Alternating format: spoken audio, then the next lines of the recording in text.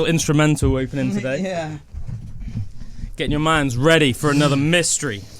That was crazy. That was mysterious. That's a very mysterious track. Yeah, nice to get the intro on today. I was quite enjoying that. Yeah, that was like a mysterious synth sound as well. A mysterious 80s, maybe slightly oriental experience. That was. So yeah, welcome. Just how we like it. Just how we like it, baby. 80s oriental and mysterious. So everyone, welcome to another Mystery Mondays. We hope that you've had a good one. I hope that you enjoyed today's intro. That's probably actually like one of my very favourite things that we do, with just the intros to Mystery Mondays. How can you not enjoy that? That was blooming awesome. Oh, I've just realised my camera's unplugged. Let's plug that back in. No one. What does that mean? No one can see you? No, there I am. Look, see, I'm back in now. Oh, no one could see him. Sometimes I just go completely black. Oh, God. Oh, no. But this time I did want to come back. Oh, there he is. He's back from the void, everyone. He's back from the void. Back again. Yeah, so if you're watching for the first time, it's pretty self-explanatory, Mystery Mondays.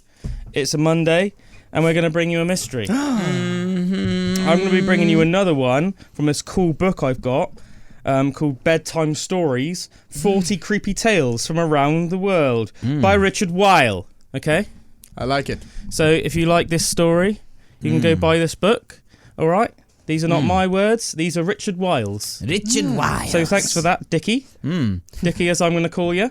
I got a small bit of news as well about the Mystery Mondays podcast. Oh, let's hear it. So if you're watching us now on the Pandora's Box podcast page on YouTube, but you like listening in your car, driving around, we have now made the Mystery Mondays podcast, a podcast on Apple Podcasts and Spotify and all that thing as its own thing. So it is away from the Pandora's Box because it is its separate entity. It now has legs and it is now its own beast. Face. So you can search Mystery Mondays on Spotify and hear us there. I hope that everyone appreciates as well that out of courtesy to all of our Spanish listeners, Drew spoke Spanish then. Jueve.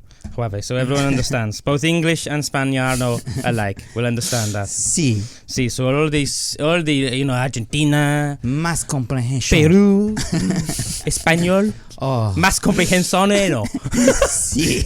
What was that term that our friend Carmen? What was it? Puto cabrón.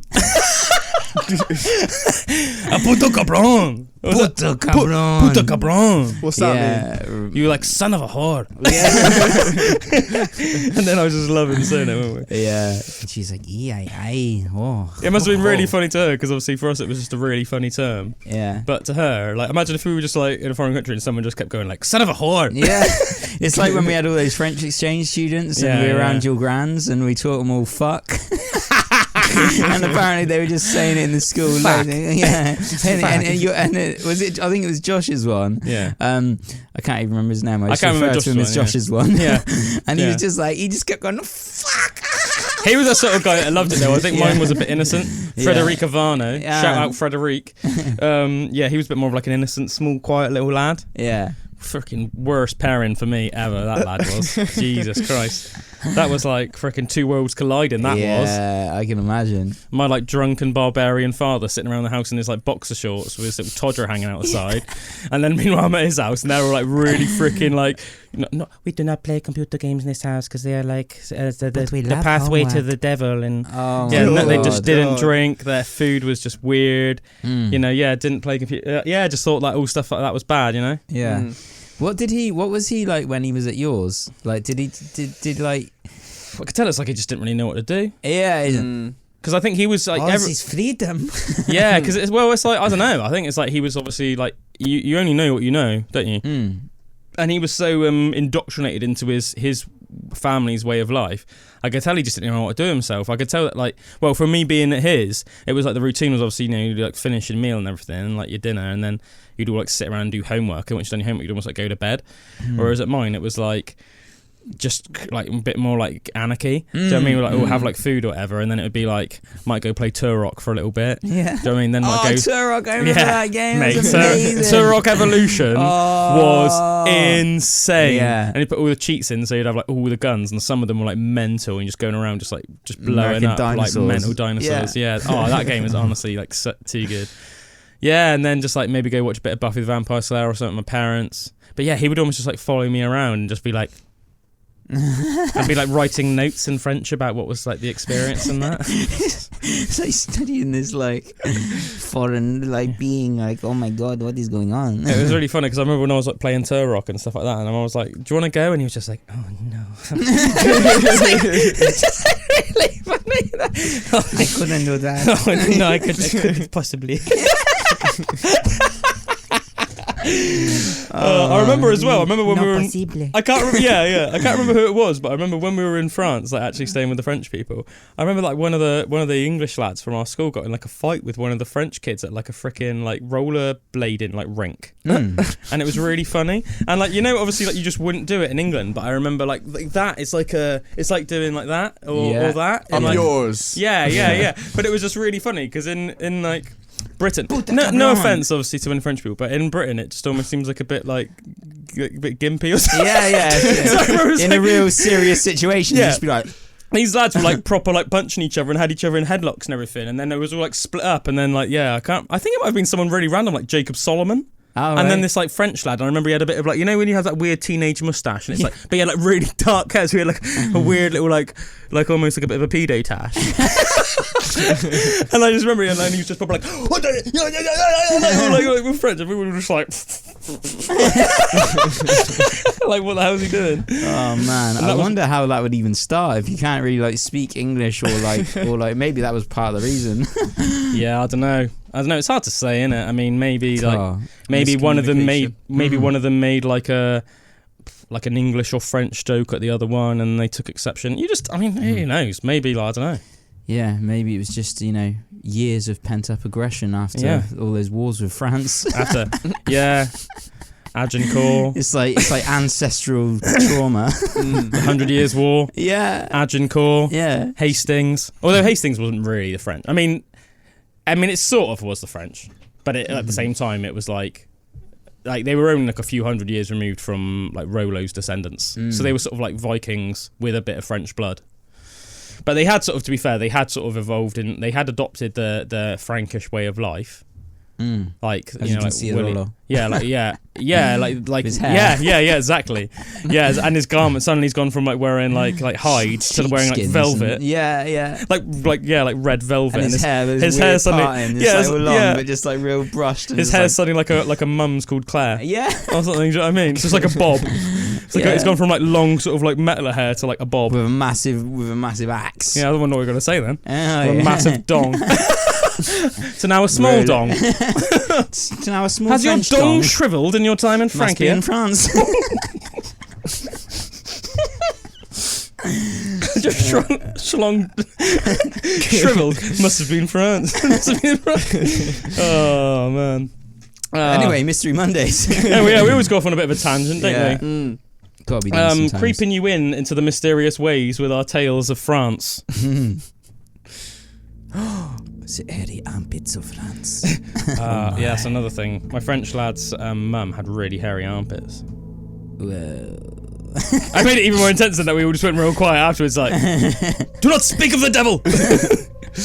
I just wasn't used to it. Do you know what I mean? Because it's scary. Isn't it? Apparently it was like that in apparently it was like that in like Britain and America and everywhere in like the 60s and that. But hippies, man. But by the time I've been to Glastonbury a lot more now, so I'm much more used to it. Well, now it's coming back in again, isn't it? Like fashion. Yeah, it's coming like arm tash. Sometimes like women our age and armpit that almost tash. They deliberately have an armpit tash. Yeah. To like be like F the establishment. Fuck the system, man. Why should we have to shave when men don't? Nah, fair enough. Whatever you want to do, innit? Really. But it's just purely because of I wasn't used to it growing up in the 90s in Britain. And I mean, change of culture. Yeah, most people did. So then when you're seeing like these ladies' armpits like my dad's, that was a bit weird. But anyway, onwards from the differences between Anglo-French relations, we are now going to talk about doppelgangers. Ooh. I like a good doppelganger. Oh yeah, bet you do. It's not what you think it means, Drew. Oh. Drew's like thinking about the No, I do know. Yeah, I know he does really. I was trying to make sort of like a threesome joke. Yeah. Oh, threesome joke. Okay. That's why I was trying to make like a little threesome joke about you wish that you and Meg had a threesome with some other lady. But anyway, doppelgangers. So we're going to find out all about doppelgangers. I expect most people out there have heard of the term doppelganger before, and most of you know what it means. But until I read this tale, I didn't really know. I'd never really looked too much into it, to be honest. So I thought it's quite interesting. A fascinating concept, and then when you actually do look into it, as you will all, I'm sure, agree, by the end of today's Mystery Mondays, it makes you think, what the hell is going on? Right, so, in 1845, a school in Latvia became the scene of some disturbing paranormal activity, as a newly employed teacher began to appear in 2 places at the same time. We now recount the strange tale of Emily Sagey, and ask the question, do we all have a doppelganger? What is the difference between a doppelganger and a dead ringer? People often confuse the two, but they are in fact very different. Dead ringer for love. Bit of meatloaf. Rest in peace, meatloaf. A dead ringer is the living double of an individual, 2 unrelated people who are very similar in appearance, but who lead very different lives and, in all likelihood, have probably never met. See, that's what I thought a doppelganger was. Well, it's very similar, that's why people get them confused, but I think as you'll... Well, we'll explain it in this, but yeah, a dead ringer could be someone that almost looks like the spitting image of you. A bit like Claudio Sanchez. Like, you look a lot like... I mean, if you're obviously you're different ages. And I sound like him. You're good. I mean, it's like we have Claudio in the studio right now. But other than the fact that he's like 20 years older than you, like it's like I like to think that's my real dad. Yeah, I think that about Zach Wilde and me sometimes. Yeah. So Zach Wilde and Claudio Sanchez are actually mine and Drew's real dads. I'd be cool with that. No offense to our actual dads. I mean, he's got an amazing Gibson Explorer and he shreds, man. He's got an amazing voice. He is an amazing guitarist. And awesome pinch harmonics and that. And his, just a great guitarist. And I love his proggy style as well. I'm not just talking about Claudio Sanchez. Just a quick one on doppelgangers as well. Was it Witcher or there's... Ooh, it does sound like The Witcher. There's one on... it was Witcher. Do you remember there was that one that could turn into like other people? And so it was cool. Wasn't it called a Doppler? A Doppler. So it's almost like doppelganger. But 100%. That was Doppler. really cool. So a dead ring would be a bit more like you and Claudio Sanchez. The whole idea with a doppelganger is that it actually like is you, but it's not you, which makes it way more creepy and supernatural. That is creepy. I mean, like you could like meet someone on holiday and be like, oh man, I literally thought that you were there, but like it was the just like Mr. Ripley. Yeah, but you'd be like, but it was just randomly some like Greek guy, but he just looked exactly like you, man, and it spun me out. Like I thought you were just randomly on holiday. Do you know what I mean? But his name was like, I don't know, like Ezio. Dottore. Da Firenze. Even though that's Italian, not Greek. But doppelganger is like you, which is like exactly like you, which is freaky. So like personality-wise as well. Yeah, it's almost like a bit more like demonic or something. Would you want to meet your doppelganger? Or do you think that freak you out a bit too much? I meet myself every day in the mirror when I look and I talk to myself. So kind of, I suppose you just got to look in the mirror to meet your doppelganger because it looks like nah, you can't really talk. You won't. It'd be cool though. Full Gollum. I mean, yeah.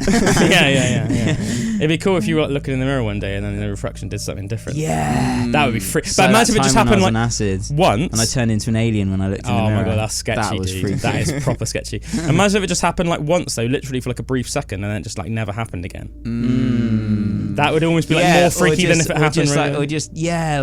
You're looking at yourself in the mirror, and then all of a sudden it looks away, and then just looks back at you, and then like wink. Just give myself a shiver. And then maybe does like a quick like wink and like a real evil smile, but then just never does it again. Yeah. Then like the rest of your life, you'd almost be like scared to look in the mirror. Like every time you go to brush your hair or wash your face, you'd be like, just puts a little finger to their mouth. So anyway, back to the tale. A dead ringer is a living double of an individual, 2 unrelated people who are very similar in appearance but who lead very different lives and in all likelihood have probably never met. The experience of running into your double, whose existence you were otherwise completely unaware of, would of course be rather breathtaking, but the fact is that every one of us probably has at least one lookalike out there in the wider world, and it is even more likely that we each have several, just due to the law of probability. After all, there are 7 billion people on this planet, and whilst there is an immense variety of features and characteristics amongst human beings, those same features and characteristics can only arrange themselves in a finite number of ways, and so combinations of such will eventually appear. There is nothing particularly strange about dead ringers. Are they interesting? Yes, but the fact remains they are nothing more than coincidental. Doppelgangers, on the other hand, are something else entirely. Literally translated, doppelganger means double walker. And these entities are not just mere lookalikes. They are not just similar to an individual in terms of appearance. They are exactly the same. A carbon copy. In fact, they are the person they are emulating, or at least a ghostly reflection of them. Seeing your own doppelganger is like looking into a mirror and catching a glimpse of an alternative reality. But you had better hope that never happens, for seeing your doppelganger is considered an extremely ill omen. Do you ever... I've done this a few times and it just reminds me, and it's really flipping weird doing it. If you see someone like in a pub or something, and I've done it, I've like actually done it, like made myself do it, and it's freaky. Like you see someone that like looks a bit like you, and you look at them like they are you. So that's weird. So like you actually... Yeah, I think I've done that before. And then it gives you such a weird feeling, because you almost put your thing that you think about yourself like into that person. Then you see a move or something, and you realise how weird it would be to almost like see a doppelganger. I had a bit of a weird thing like that as well. It was actually me, but it was in a picture. And you know, like most pictures that are taken of you, you're aware of them, or even some that you're not. Like if your mate takes like a funny picture of you, it's like from the front or something, so it's not quite so weird.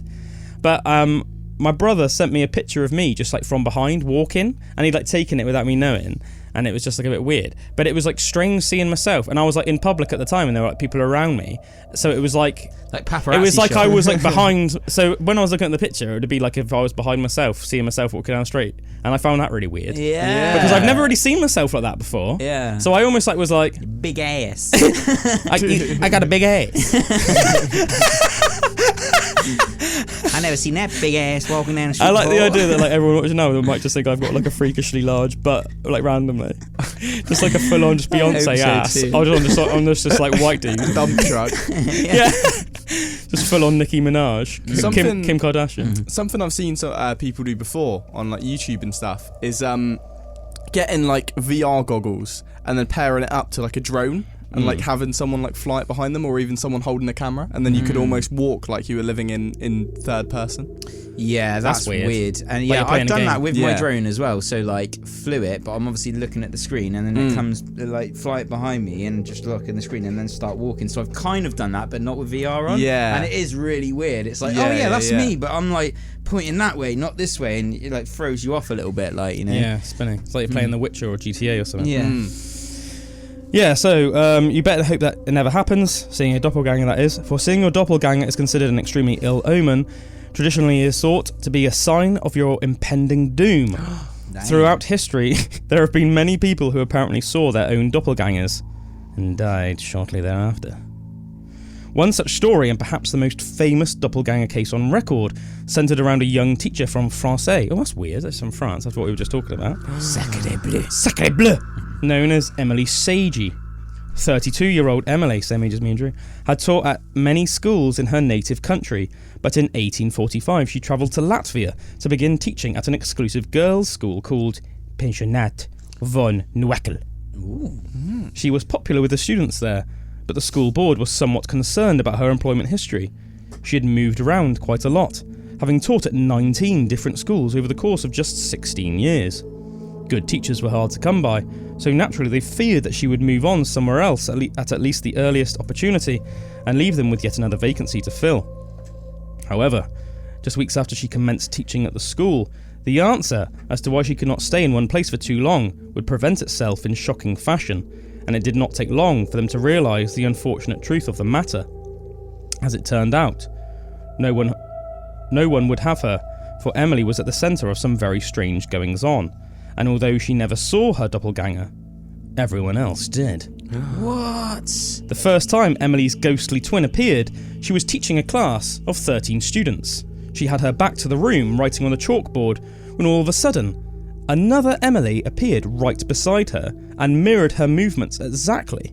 It seemed to have no unique awareness of its surroundings or of what was going on. Students described that it simply copied the real Emily the same way a mirror image would, only not reversed. This instance was bewildering enough for those who witnessed it, but nobody would believe them, of course. Not at first, anyway. The second time it happened, Emily was sitting in the school hall eating lunch. It was relatively empty at the time, but there were a few people who were present, and they were alarmed to see the ghostly apparition blink into existence behind her yet again and start copying her movements as she ate. Whilst Emily was sitting down, the doppelganger stood. No food could be seen in her hands. Whoa. Sagey herself was completely unaware of her doppelganger's presence, but she would often say that she felt tired and drained around the time that people said it materialised. As time went on, the appearances became more frequent, and her ghostly double would begin to wander around the real Emily's immediate vicinity. Well, like not copying her. Yeah, so it was like gaining sentience on its own or something. Whoa. More importantly, it began to appear as though it had a mind of its own, as its actions and interactions would diverge away from those of the young teacher. On another occasion, Emily asked a colleague to watch her class while she helped other students out in the garden. At some point during the lesson, Emily walked back into the classroom and the stand-in teacher left. The students at their desks thought nothing of this until they looked out of the window and saw that the real Emily was still out in the garden. Her doppelganger simply sat in the real teacher's seat, silently staring at them all. Oh, that's freaky, man. Man, that's so creepy.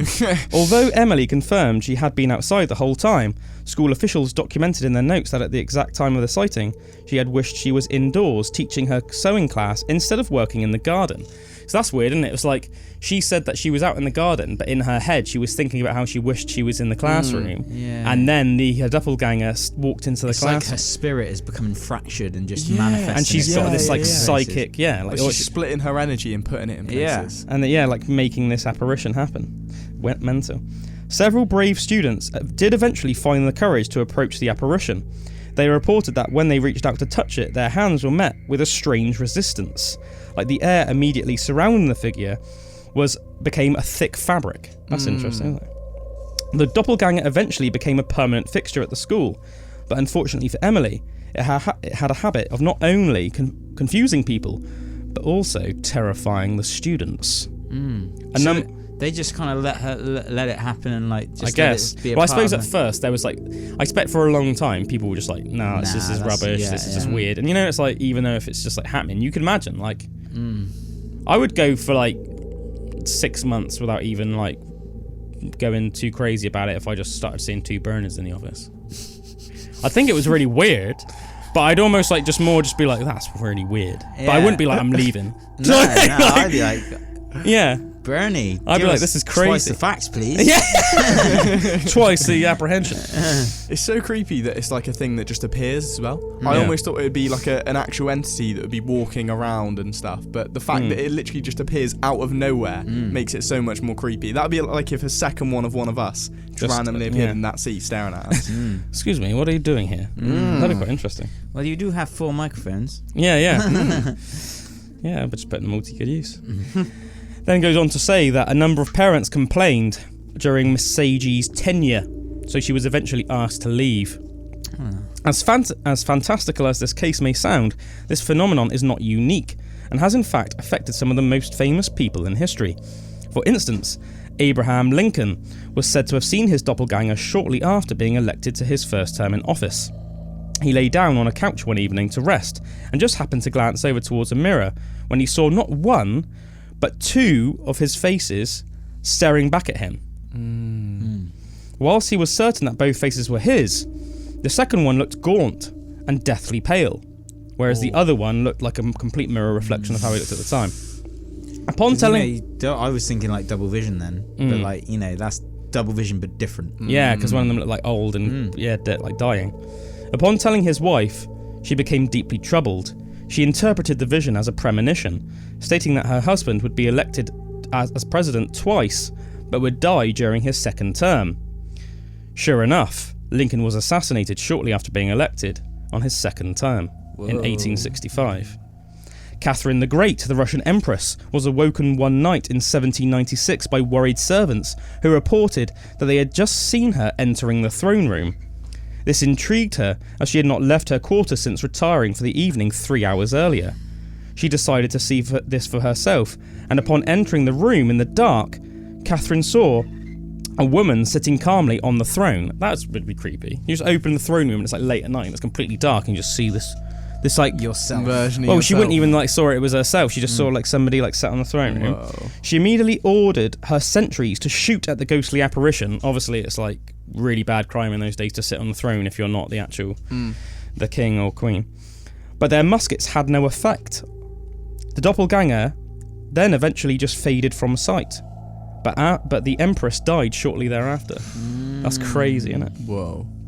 Johann Wolfgang von Goethe was a famous German writer, poet and politician. On a summer's day in 1775, he happened to be riding along a path when he saw a mysterious stranger riding towards him. As they passed, Goethe was startled to discover that the other man was him, or at least someone who looked exactly like him, but they were wearing different clothes. 8 years later, he happened to be casually riding down the same path in the opposite direction when he suddenly realised that this was where he had seen his double. It was then that he realised he was now wearing the exact same clothes that the mysterious stranger had worn all those years before. Wow. That's weird. So it was like That's 8 so years cool. earlier, He he was just saw seeing into the future. 8 years into the future himself. Yeah. That's mad. There are many more cases involving doppelgangers, which unfortunately we don't have time to explore. But suffice to say that their appearance is not as rare as one may think. There are a multitude of high-profile cases involving celebrities and other well-known individuals that have been recorded throughout the ages, and there are also many everyday occurrences. You may well have seen someone else's doppelganger, or even interacted with one, and not even realised it at the time. But the most pressing question is, of course, who or what are they? That's an interesting thought, isn't it? Like, the idea that you could like bump into your mate in the supermarket and just chat to them for 5 minutes and then leave, and then the idea that imagine if that was like their doppelganger when you didn't even speak to your mate, and unless you for some reason brought it up, you just would never know. Yeah. Unfortunately, there is no definitive answer. Doppelgangers are yet another addition to the list of unexplained phenomena witnessed throughout this strange and beautiful world. And just like any other unexplained phenomena, doppelgangers have been met with much speculation and indeed outright skepticism. Most prominent among theories is that these mysterious entities are astral projections, an embodiment of one's thoughts and wishes which are so powerful that they manifest themselves in the real world somehow. This would certainly appear to correlate with the experiences surrounding Emily Sagey, whose doppelganger always seemed to act out exactly what she was thinking at the time. But could there be multiple explanations? Goethe's experience seems to suggest a crossover of realities or timelines, and many people have reported similar occurrences, especially in recent times. The Mandela effect has been referenced as a possible culprit, with some individuals postulating that the appearance of these apparitions may be the result of glitches in the Matrix, or very regarding the level of interactivity, or that we are seeing a glimpse of another reality altogether. Accounts vary regarding the level of interactivity with these beings. Some people report that they have been able to converse with their doppelganger, whilst others say that they seem to display no awareness of other people or their surroundings at all. In demonology, there are said to be certain parasitic spirits, which can impersonate anyone, including their host. For this reason, others have suggested that some doppelgangers, particularly those that display a high level of intelligence and ones that can interact with the world around them, might in fact be demons. That's sketchy. On the other hand, they could also be the embodiment of one's higher self, here to guide us and advise. The number of cases where individuals have died shortly after seeing their doppelganger is more common than most, and there is, in fact, scientific research which may support this. A study on a number of test subjects found that when certain areas of the brain were stimulated, the participants felt an outward presence of themselves standing in the same room. It is theorized that natural stimulation of certain areas of the brain through either injury, illness, or some sort of chemical imbalance could cause someone to hallucinate and see themselves. These illnesses or injuries could then go on to cause the death of these individuals, hence why the sense of impending doom surrounding the appearance of these apparitions exists. With so many accounts of doppelgangers recorded over the years, it is difficult to simply dismiss their existence altogether. Conversely, given that there are so many differences between these experiences regarding what the apparition did or did not do at the time of its manifestation, it is hard to pin down exactly what their nature or purpose is. In any case, when you go to brush your teeth before bedtime tonight, after you have rinsed your mouth out with cold water, and as you stand to look in the mirror a final time before you turn off the light, you'd better hope you only see yourself staring back at you.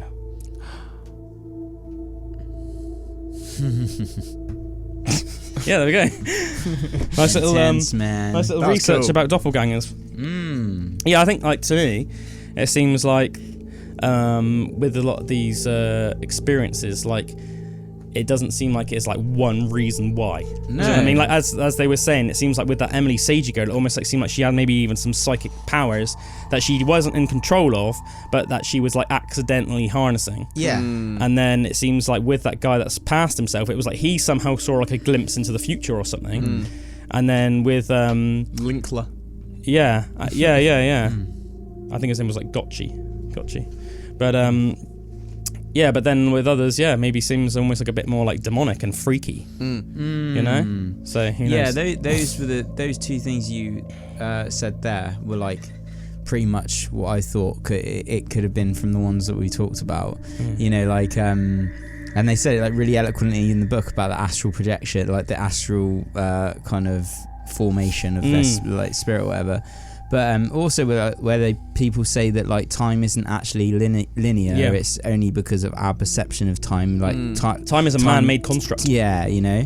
So it is almost like, is it all happening at the same time? Like we can't understand that or fathom it, like, because it definitely does feel linear in our lifetime. But it's almost like sometimes there is a glitch in the matrix where you can like tap into seeing everything happening at the same time. Like weird. And also it's like this is where things can get confusing. It's like it's not just that; it's the fact that like astrophysicists now think almost for certain that there's like an infinite number of realities with an infinite number of possibilities in every. So there's like an infinite number of all of us with an infinite number of like. So some of those parallel like realities would have individuals that our lives would almost be exactly like ours, and other ones could have randomly won the lottery. Another one of us could have like died when we were 6. You know, another one could be like paraplegic.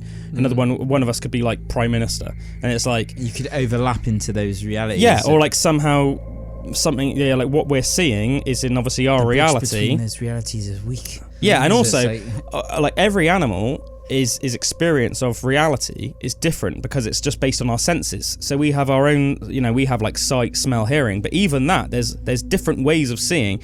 You know, dogs see a different color spectrum as we do. Every animal sees slightly differently. I mean, think like an ant or like a spider's vision would look like mental to us. Yeah. So even like within just one sense, there's many different ways of sensing. And then you add in all these senses that maybe we don't have, and some that we do that other animals don't have, and that like we're all experiencing reality in a slightly different way. And sometimes it's almost like maybe you're somehow catching a glimpse, of like another reality. Well, that's it with like psychedelics and stuff as well, because it basically breaks down the barriers of perception that you have because of your normal senses. So it's almost like you're just seeing more of reality because your senses are different when you're in that state.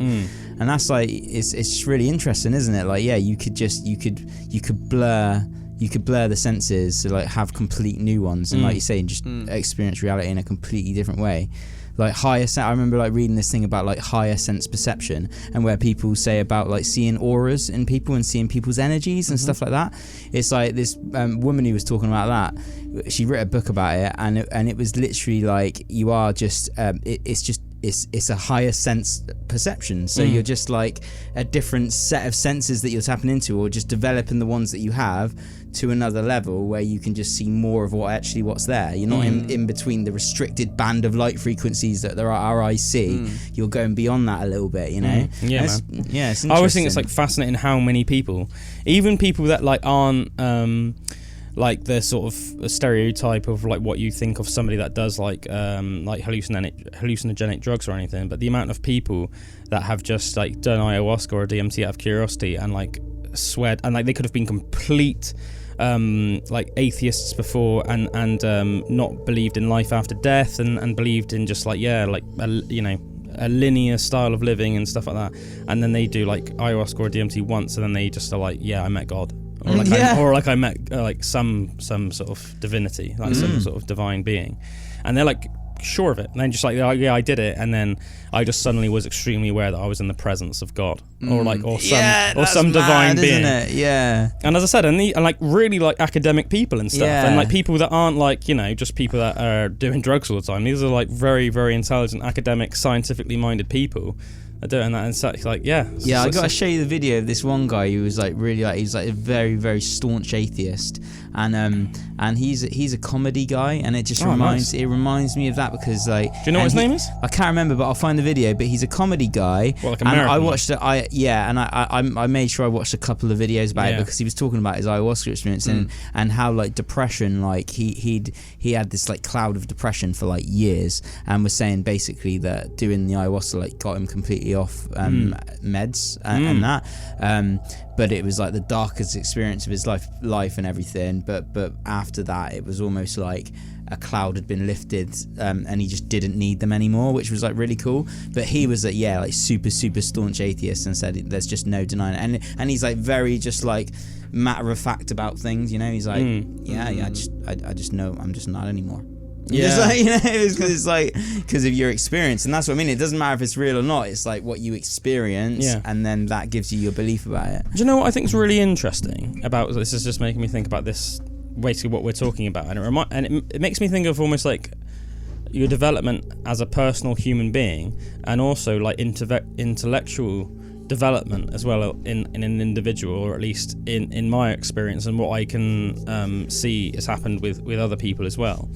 As it's like, say with like your own personal evolution as you get older, and I think it happened with both of us, and I think it happens with a lot of people, Drew, is so like what happens is like you have like who you are fundamentally as a person, and I think a lot of people when they get into their late teenage years, you experiment and you branch out, and it's almost like you go from being who you are to some reason not knowing who you are and trying to find who you are, and then eventually you'll come back round and realise that the person you were originally is who you are. So there's no need to find yourself, because that's who you are. Yeah. The who you are was like us when we were like 12. Yeah. But just obviously evolved more intellectual and intelligent and philosophical versions. Yeah. And then it's just about accepting who you are. Yes, yes. And I find like the reason I say it's quite similar to intellectual like evolution and progression is also like say with me, and I can see it happens with a lot of, I've observed it like happening with a lot of like scientists that I follow, and whether it's been in interviews, podcasts, or reading about them, and just people I follow on social media and stuff. It's like you go from maybe when you're young, like doing things like Ouija boards for fun, and like you know watching horror movies, and like maybe genuinely, even though you think it's irrational, like having this genuine fear that like this creature in the night's going to come for you, even though there's like no scientific like basis for it at all. It's literally just some writer made up, and not even saying that it's real. It's like it's obvious. It's like a fictional story. And you can gives you the fear. Yeah, and you can like believe in things. You know, you might be like, yes, I believe that werewolves exist. You know what I mean? And and it's like, so you go through that, and then as you get older, and you become more intellectual, and you read more, you become more scientific and stuff like that, and you just gain much more knowledge. It's almost like there's a natural pushback against that, because then almost like your initial thing is you maybe feel a bit embarrassed about that, and you realise that the more you get into science, you realise that you have to have a scientific observation or something, and things have to be tested by science for them to have like credence, validity, and for to be validated, and that if they're not, then it's stupid. But then it's like then it goes back again. Yeah. So it's like then you go sort of past that, and then it's like then you realise that it's then you realise there's actually only so much. Yeah, and then you realise it's very real. There's actually like only so much that we are even capable of documenting with science. Yeah. And that doesn't mean that science isn't a good tool. It should be the basis of everything, like, you know, looking at everything through scientific evaluation, but also you have to then limits. You get to a point where you realise it's actually quite arrogant to think that we could measure everything in our monkey brains from our own scientific evaluation. And a bit like what we were saying about senses and stuff like that, like our senses, there's a lot going on in the universe that we are just not aware of, and we wouldn't even know how to apply like a scientific method to it to even evaluate it, let alone say whether it is or isn't real. real because we don't even know what it is or how to even evaluate it, and we don't even know if we have the tools to even do so. Yeah, it's like a very ego thing to think that you could even have the tools for it, you know. So I think you come back round like that, and then it's like, then you suddenly realise that it's like there's this whole universe of possibilities. And that's almost like humility, you know what I mean? Like, and I think, and I see this with a lot of like really like some of the world's best astrophysicists and most scientifically minded people that I like follow on social media and I've watched on podcasts and stuff like that, and I can see that that's how they think as well. You know, especially when you come into like the conversation of things, you know, like aliens, alternate realities, you know, like ghosts, whatever. It could be anything, but it's just like, don't know really. Yeah, sometimes you just got to accept you know nothing. I think it's like the best way to think is like the things that we can like observe and let's observe them through science. Yeah, observe them and use that, and then so there are definitely things that we can say are or are not true, but then there's also things that we just cannot do that. So until there comes a time where we can, and maybe we never will, but until there comes a time where we can possibly sort of evaluate these things, you just have to be like, don't know. Because only believing in the things that you can measure is limiting. Because if you don't, it's like being open to the possibilities of everything outside of that can open you up to different things that could happen. Other than what you're open to when it's just completely limited, like, you know what I mean, like defined by that. I do love the idea that people can accidentally break into those like infinite possibilities, like with the main story you were saying today, man. And literally, well, even without like the tools or psychedelics and stuff, definitely. but saying like someone can literally astral project themselves into another place accidentally. The idea of that is so cool, that people can latch on to these other senses that we may have but can't actually utilize at the moment, but these people somehow can. I think that's such a cool idea. One thing that I think is quite interesting, it's almost like a very, very just like minor form of almost like psychic compatibility, is you know, if you like know someone well enough, and I think there's a couple of ways that it can happen, but I think they're all sort of related. Either if you've known someone for a ridiculously long amount of time, or you spend a lot of time with somebody, so like many hours every day, either that, or you've known somebody for a ridiculously long amount of times, like decades. Like you can almost become so linked in your minds that not only do you say the same thing sometimes at the same time, but you know what the person's going to say before they say it. And like it's almost so like you get into this flow state with somebody that you know really well. I can do it with you and Josh, definitely, and maybe like a couple of other people as well. And it's like, it's almost like once you get really, really balls deep in a conversation, it's like you only have to say the first half of the sentence, and I know what. So it's just like, it's almost just like, yes, let's move on. or like you're just like, you say out loud what you know you're gonna say.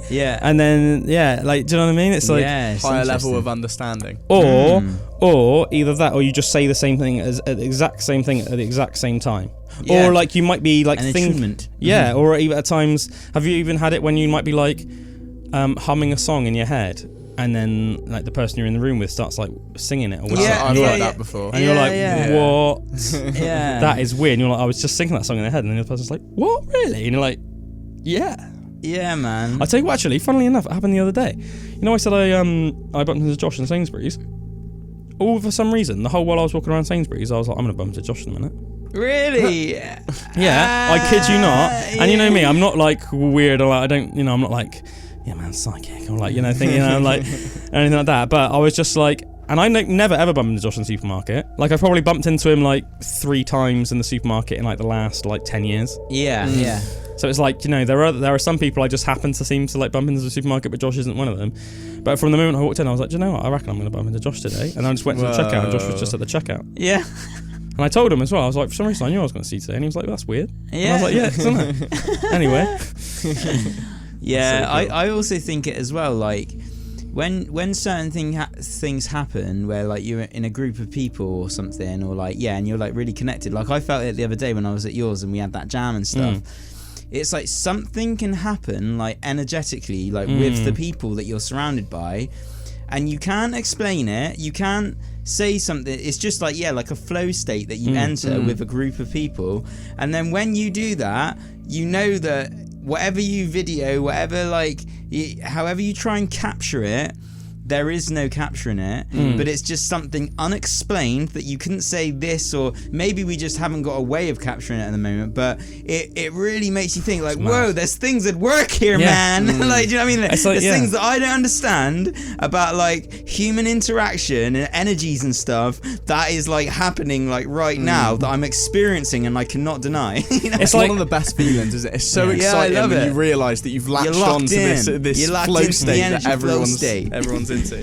I think it's like, it's like you almost just like with those people, as long as none of you are resisting. Yeah. Do you know what I mean? Because that's like, as soon as someone starts resisting, then it ends. Like, it's a bit like, at the four of us, it's like Em was the one that was resisting the most, so she was finding it hard, but me and you and Carmen were just like yeah.